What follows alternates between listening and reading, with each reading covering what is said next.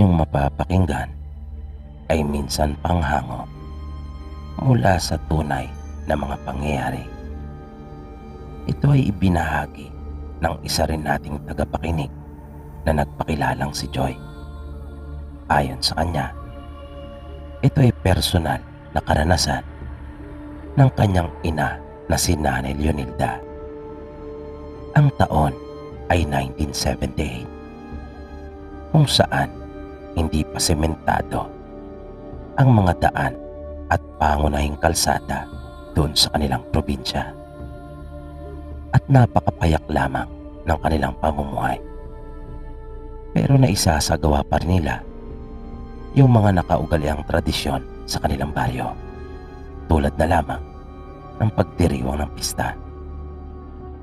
Minsan na magdaraos silang muli ng kapistahan sa kanilang baryo, ilang araw pa bago ang nasabing okasyon, ay abalang-abala na ang mga tao sa kanilang lugar.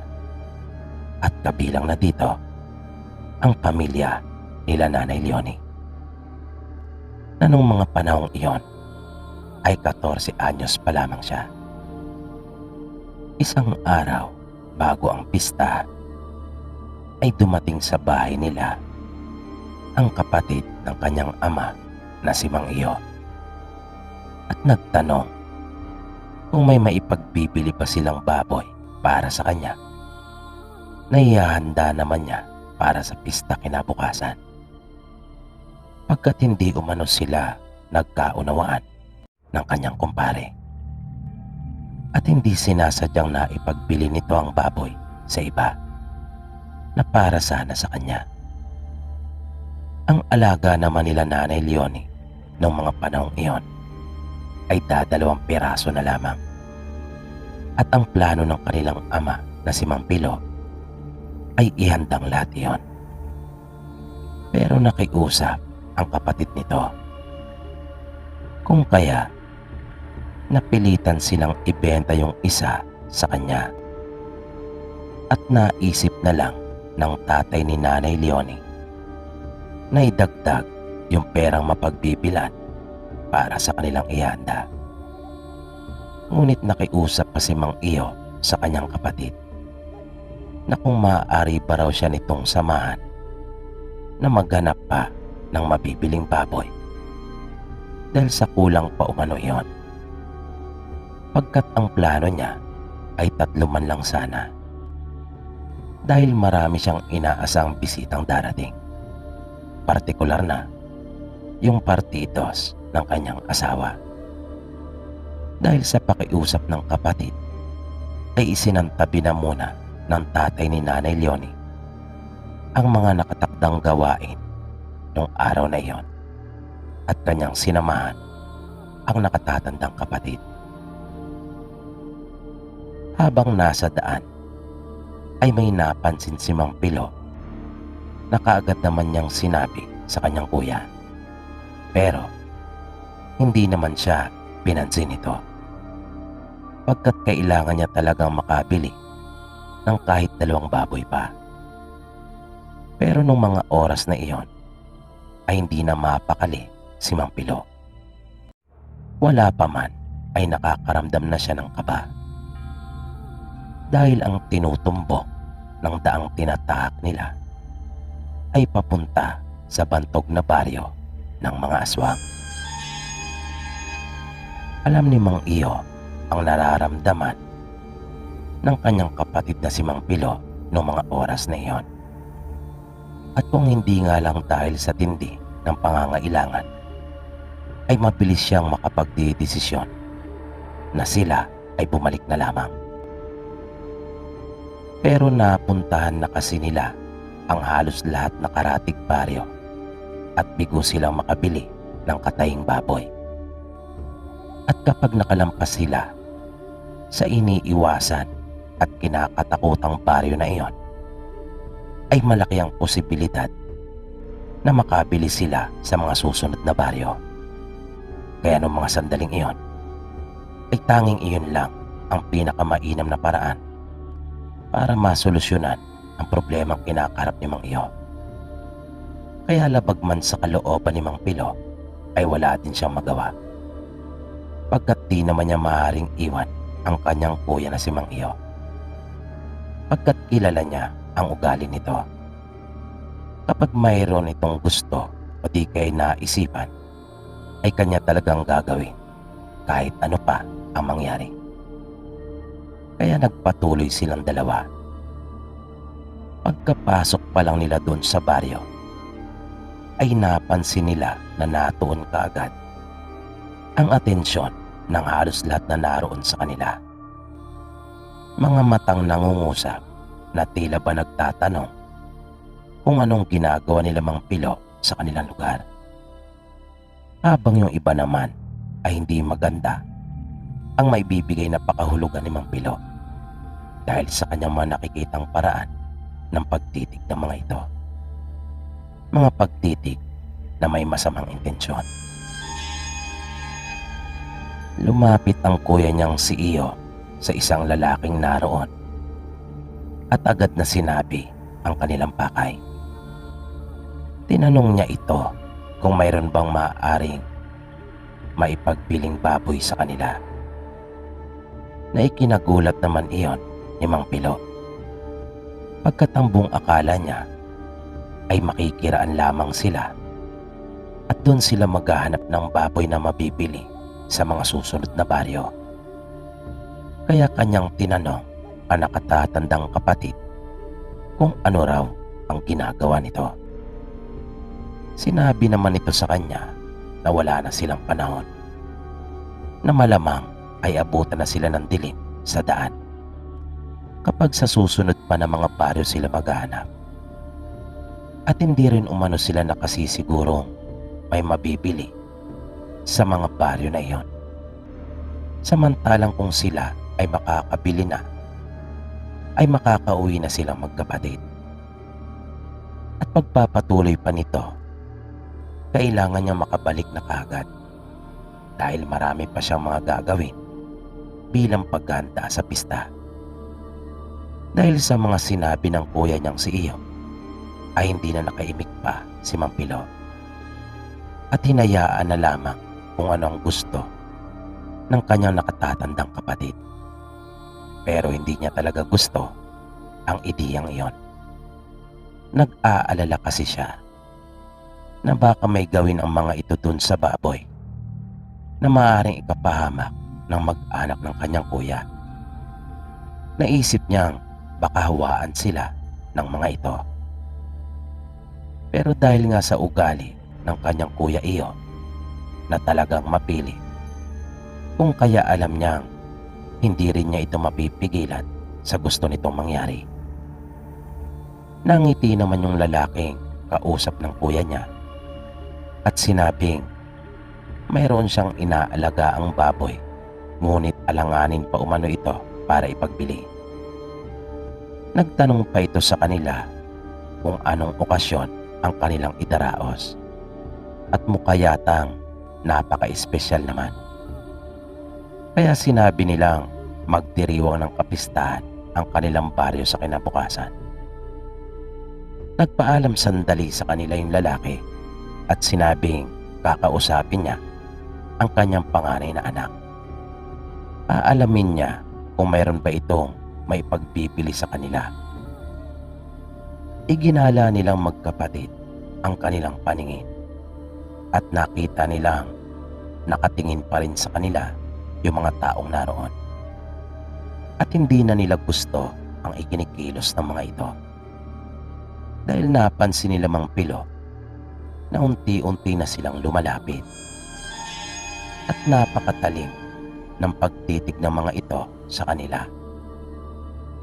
Sa mahinang tinig ay sinabihan ni Mang Pilo ang kanyang kuya na kailangan na nilang umalis doon sa lugar. Hindi sila maaaring abutan doon ng dilim. Pagkat mukhang totoo mano yung mga kumakalat at naririnig nilang balita tungkol sa baryo na iyon dahil na nga rin sa kakaiba nilang mga ikinikilos.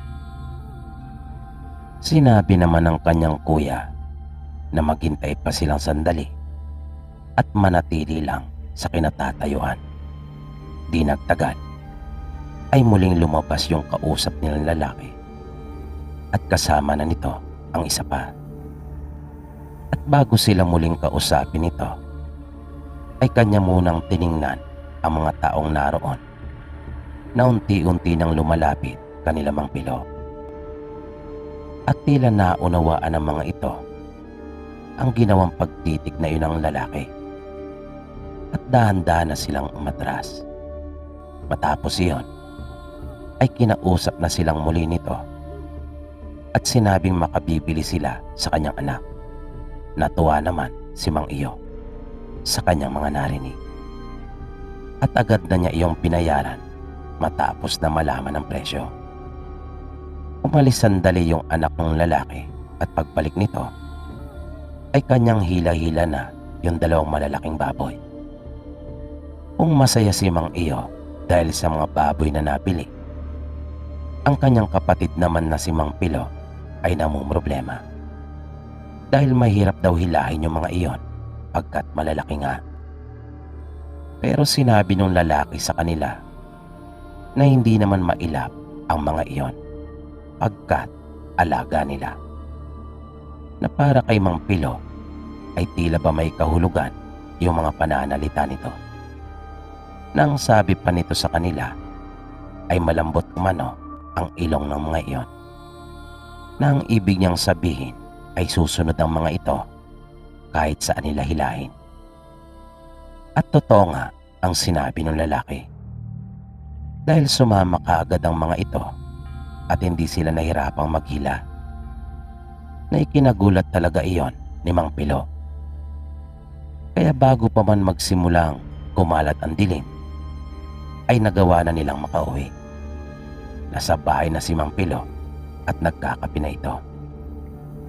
Maya-maya ay dumating na ang iba nilang mga bisita at nagkayayaan sila Nanay Leonie na magpunta sa sayawan kasama ng ibang mga pinsan niya.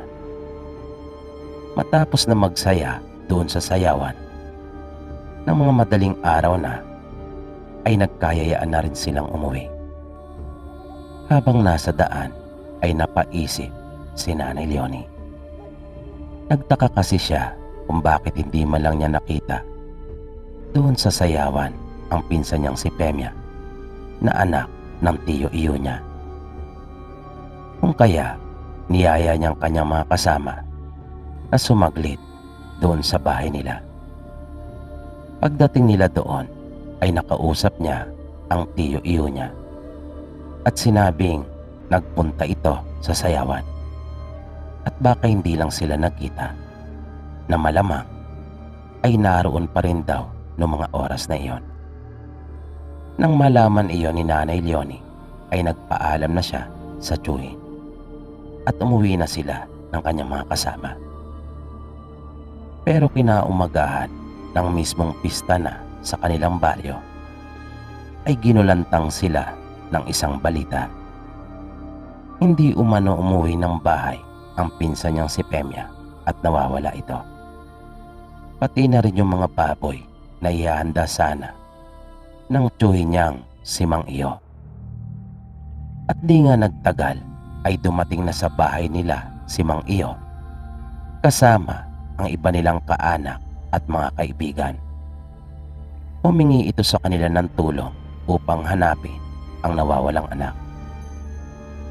Nag-usap silang sandali ng kapatid niyang si Mang Pilo dahil malakas umano ang kutob niyang may kinalaman ang mga baboy na kanilang nabili sa pinaghihinalaang baryo ng mga aswang. Ngunit hindi kumbinsido si Mang Iyo pagkat lahat ng baboy ay nawala. Maniniwala pa raw siya kung yung dalawang baboy lang ang nawala na kanilang nabili dun sa baryo ng mga aswang. Pero ipinaliwanag sa kanya ni Mang Pilo na maaaring sinadyang pati ang baboy na kanyang ipinagbili sa kapatid ay idinamay nang upang sa ganon ay hindi agad sila mapagdudahan. Wala silang kamalay-malay na magkapatid na nakikinig pala sa kanilang usapan si Nanay Leonie. Kung kaya, bigla itong sumabat sa kanilang usapan at sinabing may napansin nga siyang kakaiba pagkagaling sa bahay ng tiyuhin niyang si Mang Iyo nung nagdaang gabi. Napatingin sa kanya kapwa ang tiyuhin na tama at hinayaan siyang magsalita. Sinabi niya sa kanila na nung nakaramdam siya ng pagkaihi sa daan ay nagpaalam siyang sandali sa kanyang mga kasama at humiwalay para umihi. At nagulat na lang siya nang bigla siyang sugurin ng 2 malalaking baboy. Kung kaya, nagtatakbo siyang pabalik sa kanyang mga kasama. At ang 2 baboy na tinutukoy niya ay may mga mapupulang mata. At para silang hindi talaga mga pangkaraniwang baboy na matinding naglalaway, na para silang may mga isip. Dahil sa mga narinig na iyon ni Mang Iyo, ay pumayag na siya sa gustong mangyari ng nakababata niyang kapatid na si Mang Pilo. Napuntahan yung baryo ng mga aswang. Marami silang nagpunta doon. May mga dala silang sibat at itak. Ngunit wala rin silang napala. Pagkat maring itinanggi ng mga taga roon ang ukol sa kanilang akusasyon. At dahil wala naman silang matibay na ebidensya kung kaya umuwi silang bigo. Hindi rin naman mapapayagan ni Mang Iyo na magkapatayan nang hindi naman sila sigurado na madadamay pa ang kanilang mga kababaryo dahil lamang sa hinala. Mula noon ay hindi na nila muling nakita pa si Pemya, na pinaniniwalaan ng marami na kinuha at inihanda ng mga aswang kasabay ng kanilang pista. Masakit man, ay tinanggap na lang ni Mang Iyo yung masaklap na naging kapalaran ng kanyang anak. At sinisi niya ang kanyang sarili sa nangyari sa anak. Dahil siya ang nagpumilit na bilhin ng mga baboy na iyon doon sa baryo ng mga aswang, na pinaniniwala ang nag-anyong baboy lamang, at nang makahanap ng tamang pagkakataon ay siyang kumuha sa kanyang anak na si Pemya. At dito po nagtatapos ang itinampok nating kwento para sa gabing ito. Nawa ay inyong nagustuhan at patuloy nyo pa sanang subaybayan ang mga susunod pa nating kwento dito lamang sa Mga Totoong Kwento ng Kababalaga. Maraming salamat po at hanggang sa muli.